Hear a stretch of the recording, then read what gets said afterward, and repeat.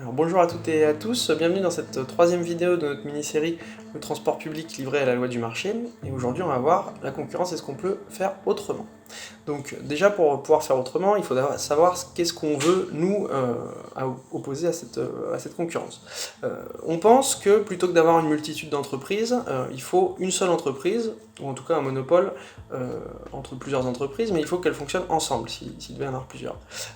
Pourquoi ? Parce que d'une part ça facilite évidemment l'intermodalité, ça c'est évident. Elle est beaucoup plus réactive aussi quand il y a des incidents d'exploitation, on en parlait dans les précédentes vidéos, mais quand vous avez une ligne de métro par exemple qui tombe, qui est en panne, qui fonctionne plus, évidemment c'est beaucoup plus simple si c'est la même entreprise qui gère les bus pour mettre en place des bus de remplacement. Et ça permet aussi une gestion optimisée des ressources.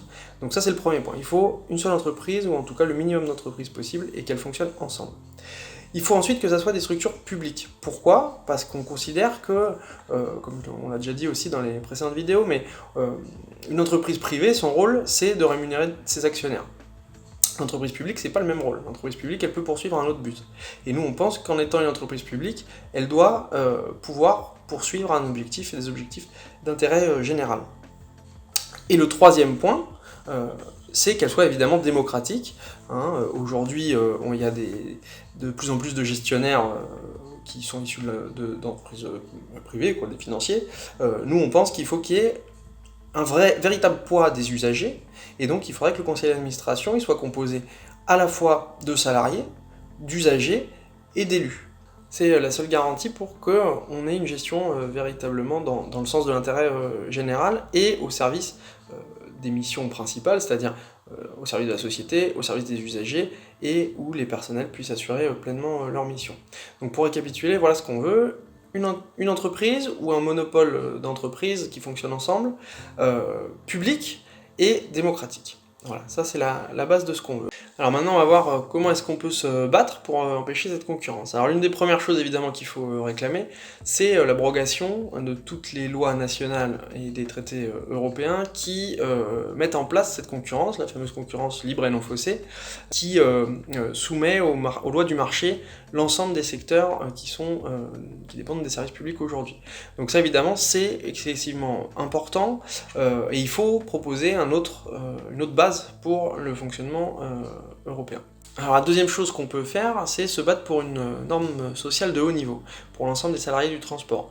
Pourquoi ? Parce que, comme on l'a dit dans les précédentes vidéos, 70% du coût du transport, c'est des salaires et cotisations sociales, ce qui veut dire qu'évidemment, si toutes les entreprises n'ont pas les mêmes niveaux de salaire, pas les mêmes niveaux de temps de travail, de repos, etc., celle qui sera la plus avantagée, ça sera celle qui est la moins disante socialement et qui qui traite le moins bien ses salariés en gros.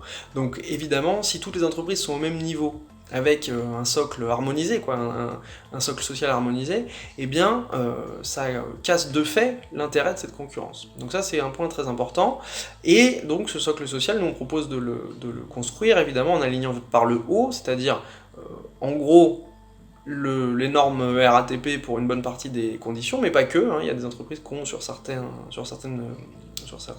choses des avantages plus importants. Donc ça c'est quelque chose d'important, de chercher dans toutes les entreprises qui existent aujourd'hui les meilleures conditions et construire à partir de ça un socle commun qu'on appliquerait à tout le monde. Alors la troisième chose qu'il faut qu'on fasse évidemment, c'est d'empêcher le dépeçage, l'éclatement du réseau bus RATP actuel. On l'a vu, le projet Pécresse, c'est une multiplication de lots pour avoir plein de petites structures qui géreront les bus. Nous, ce qu'il faut qu'on réclame, c'est l'inverse, c'est une seule structure. Alors cette structure, elle peut avoir deux formes. L'une, dans le cadre de la concurrence, c'est d'avoir un lot unique, que l'ensemble du réseau bus dépende d'un seul marché. Et la deuxième, c'est celle que nous on préfère, c'est qu'on crée une régie régionale du transport urbain, du transport bus, métro, et que ce soit cette régie qui récupère directement en gré à gré, c'est-à-dire sans appel d'offres, c'est-à-dire sans mise en concurrence en fait, qui récupère directement ces lignes-là, dans un seul réseau. La quatrième chose sur laquelle on peut se battre, c'est la coopération entre opérateurs. Comme je le disais, notre idée c'est d'avoir une seule entreprise ou un monopole d'entreprise qui soit public et démocratique. Alors sur la démocratie, il y a encore beaucoup de travail. Sur public, il y a déjà beaucoup de structures. Keolis, c'est une filiale de la SNCF à 70%, Transdev, c'est une filiale de la Caisse des dépôts à 66%, et puis il y a tout un tas de filiales aussi de la RATP qui exploitent aujourd'hui du bus.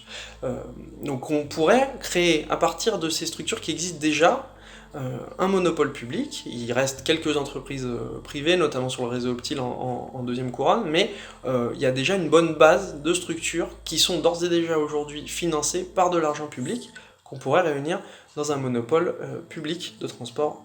Donc voilà quelques-unes des principales possibilités qu'on a pour essayer d'inverser le sens actuel et d'empêcher cette mise en concurrence et ce dépeçage des réseaux de transport.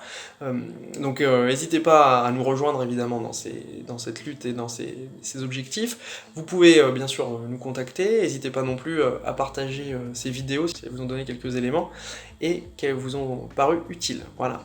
Bonne journée à tous.